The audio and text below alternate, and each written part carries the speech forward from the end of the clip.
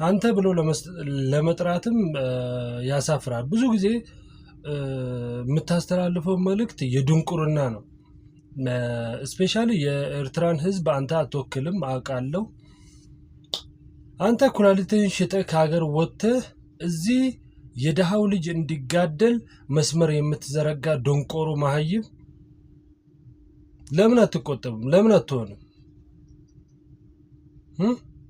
ወንድ ነኝ እኔ ጎበዝ ነኝ ብለህ ራስህን ካሰብክ ለምን አትመጣም? በትክክል ለኤርትራ አስባለሁ እቆረቆራለሁ ብለህ የምታስብ ከሆነ ለምን አትመጣም? ለምን መተህ አናይህም? አንተ ደንቆሮ ጋላ ብለህ ዛሬ አፈን ሞልተህ የተሳደብከው ህዝብ አገላብጦ ይበዳል። አገላብጦ አንተም በሚመችህ ስታይል ትበዳለህ ማለት ነው። አንተ ቡሽቲ። ለማንኛውም ያውልህ ህዝብና መንግስትን ለይተህ እሺ። የለም አሁን ከየትኛውም አቅጣጫ አማራውን በለው ትግሬውን በለው ኦሮሞውን በለው የደነቆረ ልክ እንዳንተ አይነት ደንቆሮ ማህበረሰብ ያለ እንዳይመስል።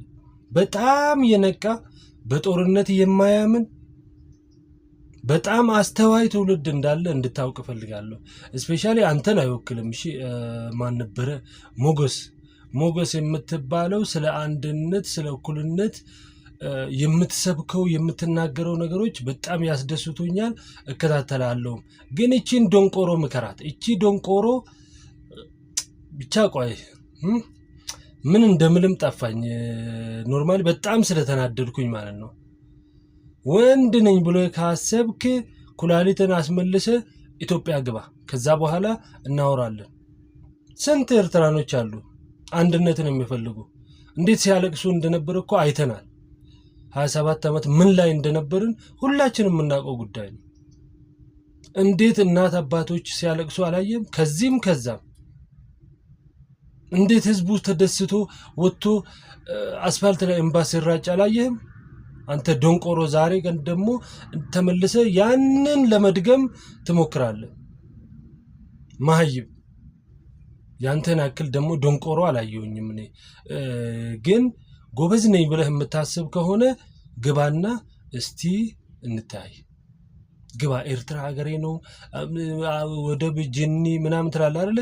ግባና እንታይ ግባ። በቃ እቺን ቃል ነው የምነግርህ።